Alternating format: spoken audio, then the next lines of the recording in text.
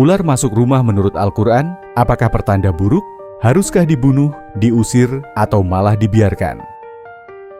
Dalam video ini, kita akan dengar langsung 3 pendapat ulama besar, Ustadz Adi Hidayat, Ustadz Abdul Somad, dan Ustadz Khalid Basalamah. Temukan jawabannya sampai akhir. Assalamualaikum warahmatullahi wabarakatuh.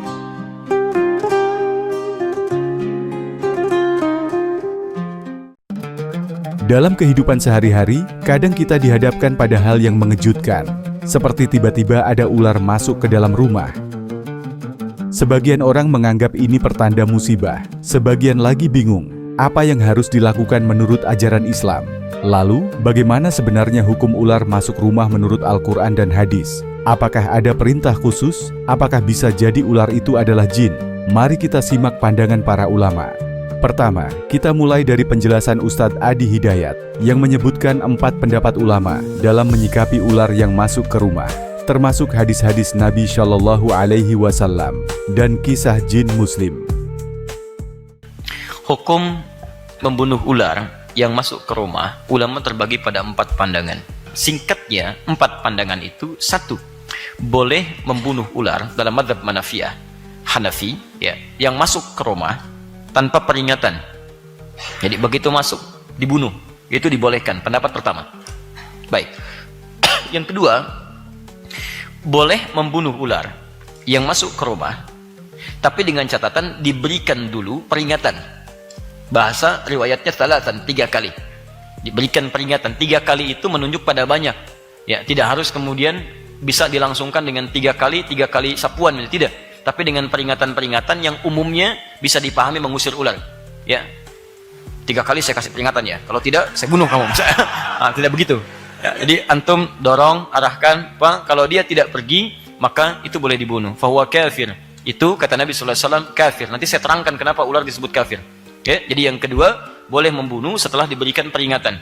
Ya, 3 kali dalam konteks ini peringatan untuk diusir keluar.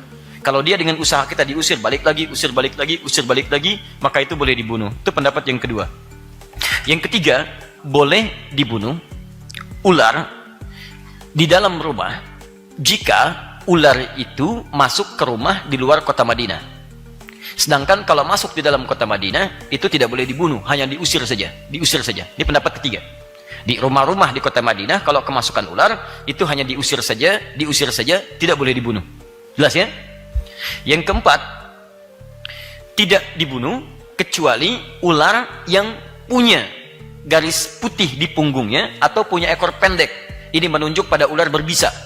Ya, jadi begitu dia masuk membahayakan, boleh seketika dibunuh. Ini pendapat yang keempat. Tayyib. Dari pendapat-pendapat ini, itu mengerucut pada beberapa hadis, utamanya hadis tentang pernyataan jin yang berjanji kepada Nabi tidak akan menampakkan diri di rumah orang beriman. Maka dia kalau menampakkan bisa dalam wujud yang lain selain wujud jin. Di antaranya binatang, terlebih ular. Pernah kejadian di masa Nabi, seseorang kemudian menikah, pengantin baru. Begitu akan masuk ke rumahnya, si perempuannya keluar di luar rumah. Nah, dulu adat masyarakat dulu, kalau ada perempuan di luar rumah, maka ini menunjukkan perempuan itu punya perilaku yang tidak baik. Maka si suaminya langsung mengambil anak panah, ingin panah perempuan itu. Baik. Hati-hati ya, jangan salah paham di sini. Begitu kemudian ingin dilepaskan anak panah, si perempuan mengatakan, tahan sebentar, ada sesuatu terjadi di rumah menyebabkan saya keluar. Bukan karena saya tidak baik. Baik, apa yang terjadi kemudian? Maka dilihat di dalam rumah, ternyata di situ ada ular. Dipanahlah seketika.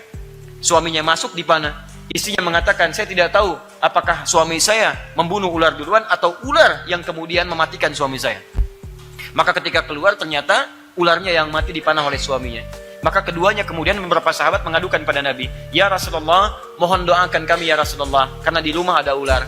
Kata Nabi, kalianlah yang mohon ampun kepada Allah Subhanahu wa Ta'ala, karena kalian telah membunuh seorang jin yang muslim.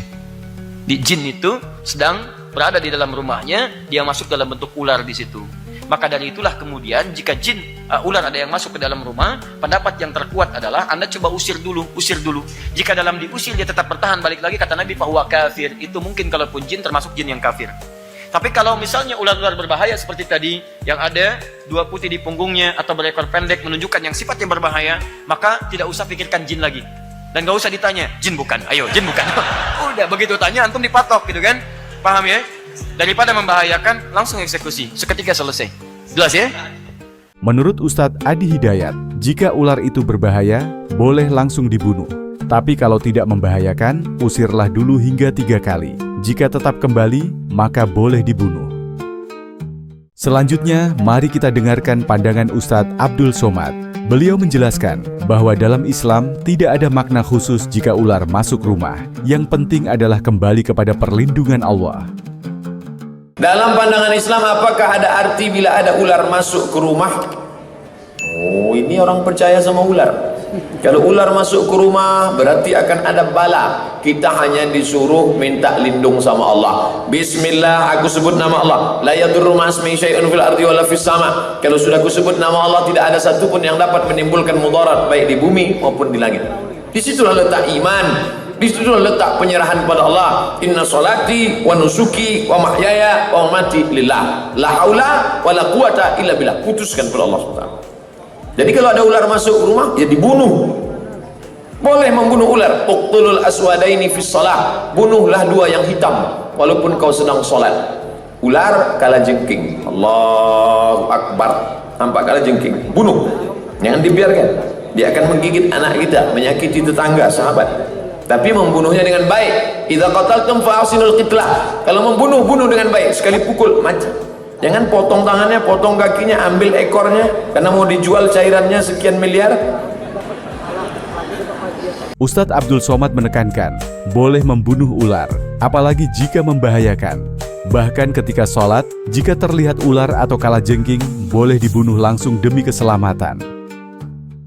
Terakhir, kita simak penjelasan dari Ustadz Khalid Basalamah yang mengisahkan peristiwa sahabat Nabi saat mendapati ular di rumahnya. Ada adab yang diajarkan Rasulullah Shallallahu Alaihi Wasallam sebelum membunuhnya.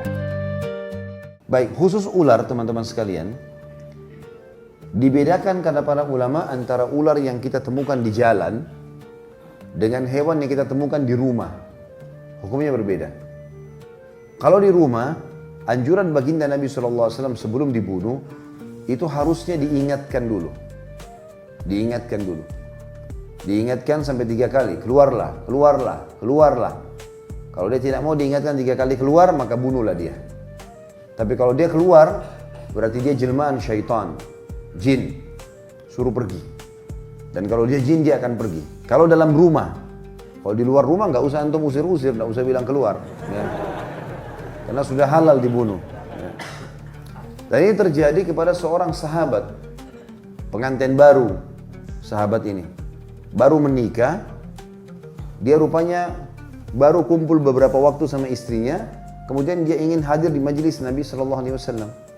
Tinggalkanlah istrinya sendiri di rumah, kemudian dia pergi ke masjid. Waktu dia pulang ke rumahnya, dia merasa nggak enak.